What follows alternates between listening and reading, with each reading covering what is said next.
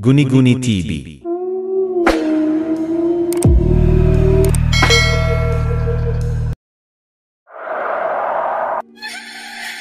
Magandang araw po sa inyong lahat. Sana maibigan niyo ang kwentong babahagi ko sa inyo. Sa isang baryo sa Iloilo, may isang matandang babae na nagngangalang Lola Sima. Tahimik siyang namumuhay sa gilid ng kagubatan, malayo sa karamihan. Madalas siyang makita ng mga bata na may dalang halamang gamot o nagtitinda ng langis sa palengke. Ngunit sa kabila ng kanyang kabaitan, may isang matagal ng bulong-bulungan. Isa siyang aswang. Ang tsismis ay nagsimula nang magkasunod-sunod ang pagkawala ng mga hayop sa baryo. May mga baboy at manok na biglang naglalaho.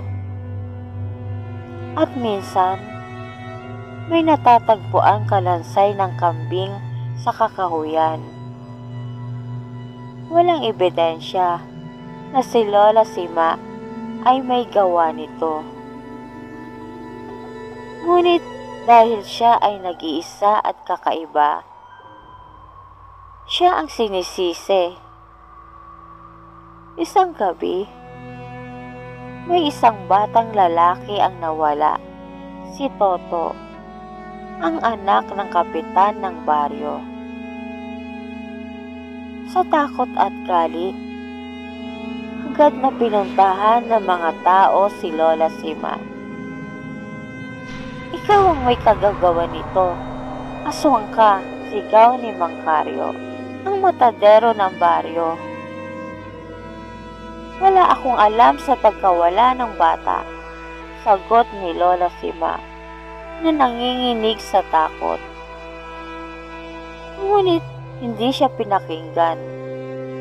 Dinala siya ng mga tao sa gitna ng plaza.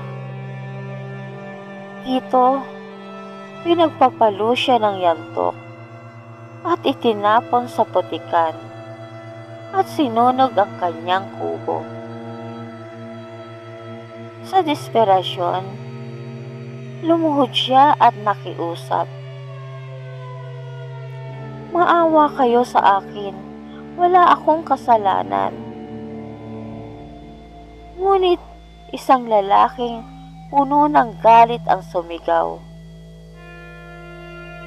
"Kung wala kang kasalanan, bakit nawawala ang bata?" Hawak ng mga tao ang kanilang mga gulok, palakol at sibat. Ang ilan ay nagsisigaw. Ang iba namay nag-aabang lang ng mangyayari. Duguan at halos hindi na makatayo. Sinaksak nila si Lola Sima sa dibdib. "Tapusin na natin siya bago pa niya tayo kainin," sigaw ni Mang Karyo. Itinapon nila ang kanyang katawan sa babuyan at iniwang pugot ang isang kamay at duguan ng kanyang katawan. Inakala nilang tapos na ang lahat. Ngunit nagkamali sila. Makalipas ang 3 araw, isang baboy ang nakita sa babuyan ni Mang Karyo. Hindi ito basta-bastang baboy. Malaki ito, kasing itim ng uling, at ang mga mata nito ay mapula. Napansin ni Mang Karyo na kakaiba ang kilos ng baboy. Hindi ito kumakain ng normal na pagkain.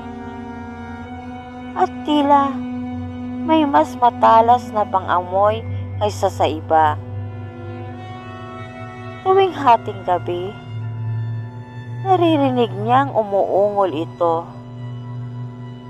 Isang tunog na hindi pangkaraniwan. Halos tunog tao. Isang gabi, napansin niyang bukas ang kulungan nito. Sinundan niya ang mga yapak nito at laking gulat niya nang makita niyang patungo ito sa bahay ng kapitan ng baryo. Sa kanyang pag-aabang, nakita niyang tumayo sa dalawang paa ang baboy. Dahan-dahan itong nagbago ng anyo. Mula sa pagiging baboy, naging isang duguang matanda na walang isang kamay. Si Lola Sima. Sa takot, napaatras si Mang Karyo. Ngunit bago pa siya makatakas, napalingon siya sa bahay ng kapitan.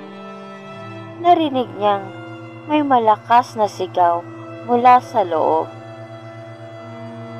Pagsilip ni Mang Karyo sa bintana, nakita niya ang isang nakakatakot na tanawin. Ang buong pamilya ng kapitan ay duguan. Si kapitan mismo ay nakabulagta sa sahig. Punit-punit ang tiyan at laman loob. Ang kanyang asawa naman ay nakasandal sa dingding. Walang mata at parang sinipsip ang dugo. Sa gitna ng madugong eksena, nakita niya si Lola Sima. Hindi na siya mukhang tao. Mahaba ang kanyang mga kuko. Matulis ang kanyang mga ngipin. At ang kanyang dila ay kasing haba ng isang ahas. Tama na to, tama na, sigaw ni Mang Karyo at nanginginig sa takot. Dahan-dahan siyang nilapitan ni Lola Sima. Naglalakad na parang wala siyang bigat. Akala mo, tapos na ako, Mang Karyo? Anang matanda. Nangingiti habang lumalapit. Ako ang nilapastangan nyo. Ako ang pinatay nyo. Ngayon, kayo naman ang titikman ko. Sinubukan ni Mang Karyong tumakbo. Ngunit bago pa siya makatakbo palabas ng bahay, isang malalim na kuko ang tumusok sa kanyang batok. Naramdaman niya ang malamig na hininga ni Lola Sima sa kanyang tenga. Ito ang kaparusahan sa mga taong mapanghusga.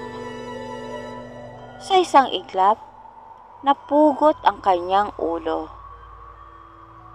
Kinabukasan, natagpuan ng mga tao ang bangkay ng buong pamilya ng kapitan.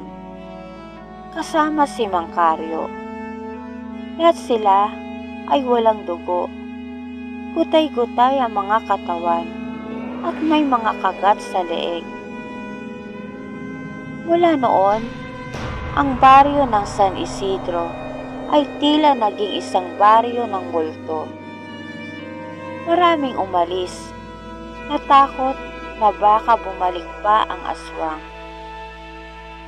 Ang mga natirang residente ay nagtirik ng kandila gabi-gabi, nanalangin at hindi na muling nangusga ng kapwa.